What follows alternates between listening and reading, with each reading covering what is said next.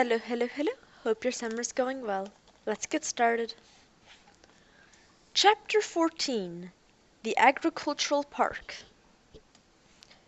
Twilight had fallen on the mountain pass by the time Derek plodded after Jeff and Ariel to its far side. They waited for him to catch up, and he leaned an arm across Ariel's shoulders when he arrived. Together, the three of them looked out over the green valley below. The valley was divided into many different fields, all of them tended by function robots. The hoes were easily identified even at this great distance. There were others moving about, some clipping, some spraying. The lower slopes leading into the valley were terraced and cultivated also.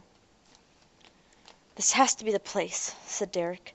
"Robots just don't need this stuff." "Agreed," said Jeff.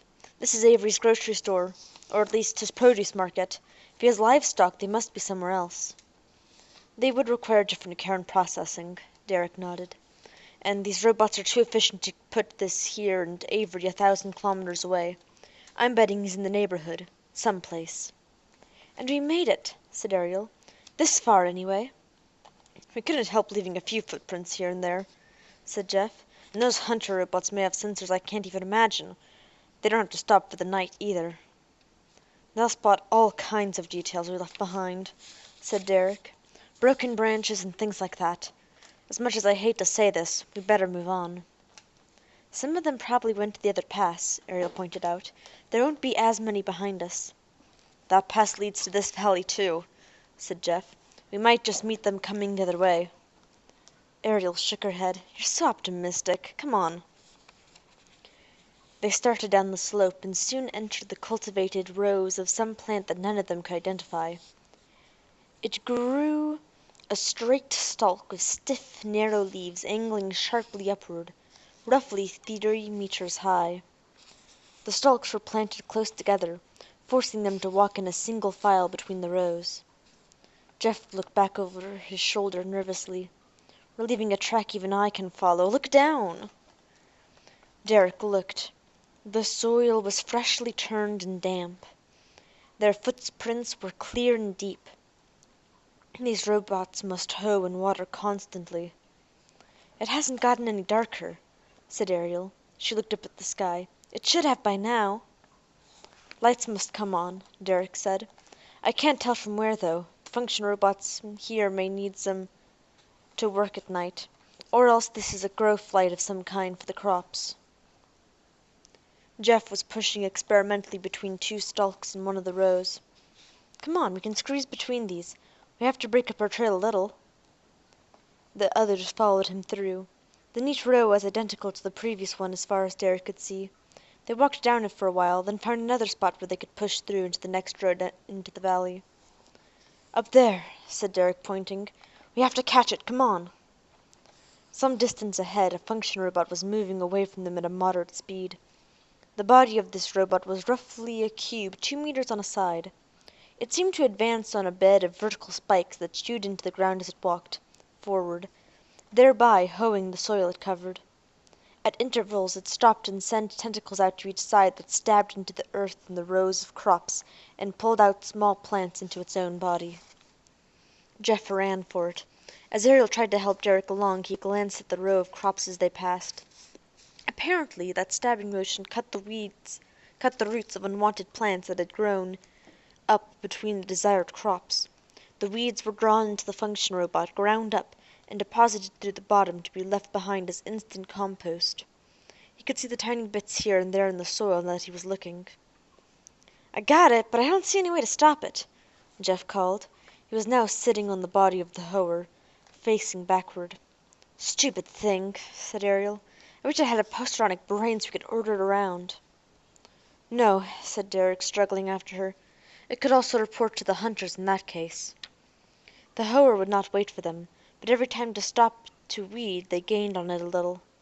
At last they were able to climb on board of Jeff, where they sat awkwardly on its crowded top. "Now we just need some luck," said Jeff. "If this thing stays out of sight of the hunters until it takes a few turns here and there, they won't be able to track us easily after all. All the rows have the same appearance after those things go through 'em." "I can use the rest," said Derek. "But we have to figure out where Avery is while we can. Didn't see any buildings in this valley when we came in." "I didn't either," said Jeff, shaking his head. "Then what else do you remember?" Ariel asked. "From your father. Anything." "I thought about it while we were climbing up the mountain," said Jeff, "but I didn't have breath to talk. Remember how I told you Avery wanted to know how cultures that could endure?" Ariel nodded. Derek was alert but too tired to respond. "My father told him that there are two groups exist even now in space that are descended in a straight line from ancient Earth. Both of them have continued to evolve in spacer communities, but their longevity really got Avery's attention." "What were they?" Ariel asked. "One is the spacer minority culture descended from China through a couple migrations on Earth. The other is the spacer Jewish communities." "Where did he want to know about them?" Ariel made a face. "I don't see how this is going to help us find him here." Jeff shrugged. "I do recall that he didn't care about their details. My father tried to tell him that both these cultures had continued to evolve in space. He even said that in many ways they were totally unrecognizable from their ancestral Earth cultures. But all Avery wanted to know was how they had survived as specific entities."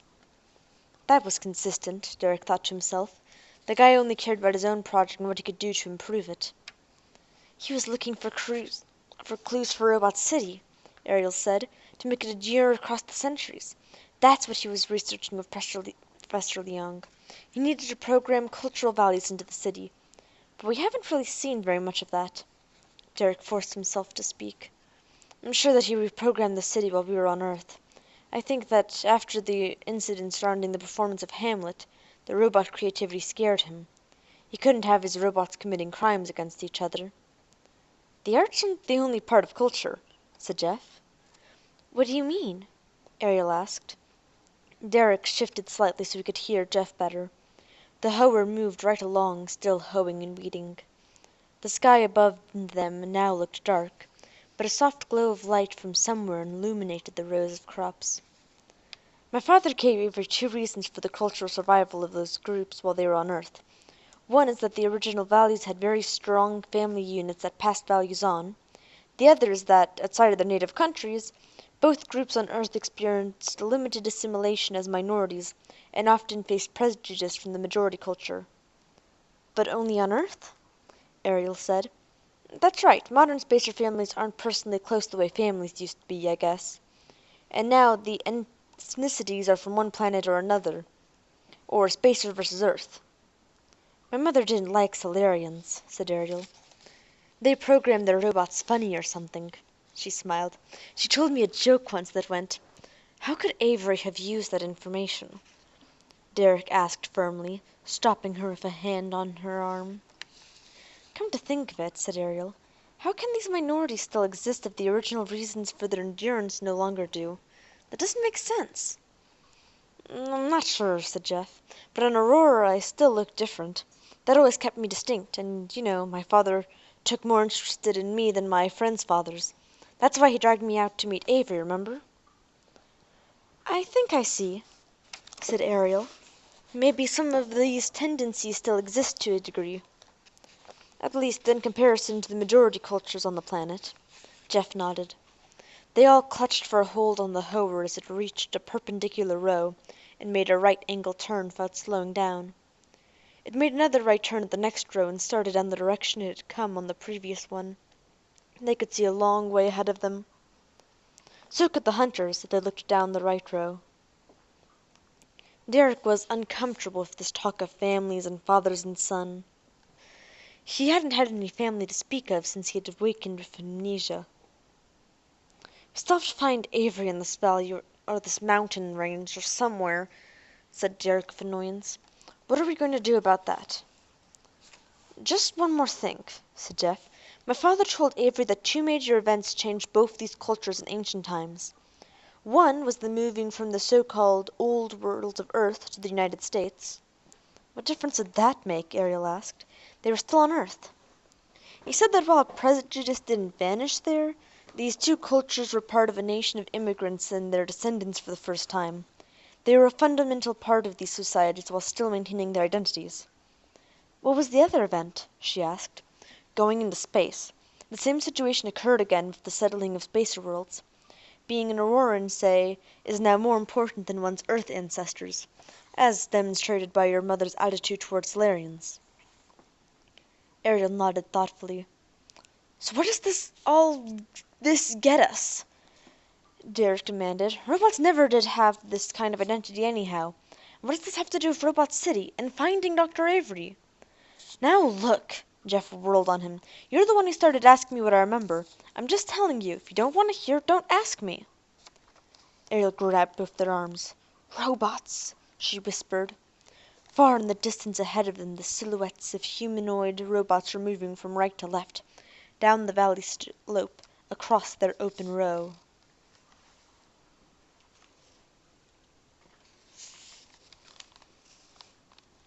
Woolruff gathered her legs under her and leapt from a small rock to a fallen branch large enough to hold her.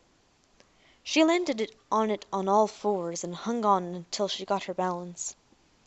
This forest had very few fallen branches or loose matter of any kind. The robots obviously cleared the forest floor frequently. She had seen a few function robots in the distance, but had kept clear of them. She didn't want the hunter sending any more orders to function robots that would help them capture her. Still, she had managed to minimize the footprints she left behind. A fairly small area had been sprinkled by the sensor she had triggered, and she had left it before the sprinklers quit operating. She wondered how long they had continued to run. She hoped that they had remained on for some time. If they had, if they had sprayed long enough, then the water would eventually not only have eliminated the body heat of her footprints on the ground, but also would have washed away the visual traces. That, and the difficulty the big hunters would have in moving through the crowded forest, might account for their falling behind. When they had lost her trail they probably would have had to resort to a pattern search to pick it up again, and that would cost them time. She stayed on the branch to catch her breath. Her memory of the train on the ship view screen was clear enough, but she wasn't sure exactly where she was, nor was she sure of what to do. So far she had been angling up the slope and away from the pass that the humans had been near, certain that they were heading there. Anything she could do to draw hunters away from them would be a contribution. She also remembered that another pass led into the valley, somewhere in this direction. She was torn between two impulses, with no way to know which would better serve the cause of Derek's getting to Avery before Avery's robots got to him. If she got to the pass and joined the humans, they could work together as a team again and perhaps accomplish more. However, that would mean leading the hunters following her right back toward them again. This was not getting her anywhere. She could not afford to rest anywhere too long, even now. After balancing along the fallen branch as far as she could, she jumped off to a patch of ground that looked firm. From there she stepped on the top of an exposed tree root, grabbed a low-hanging branch, and swung over to a small rock. Then she paused to look back, wondering if this was worth the effort. If the hunters came up quickly, their heat sensors would tell them where she had been. Now, however, she was hoping that they were too far behind to use those sensors efficiently. If the traces of her body heat subsided before they arrived, minimizing her visual track could be critical. She continued to move along this way. It was a gamble, but she could look for the humans in the valley without endangering them further. In order to know, however, she would have to double back at some point and actually watch the hunters in action. That might be too risky. Still undecided, she fled up to the slope, moving roughly in the direction of the pass. Once she got there, she could make her final decision on whether to enter it or not.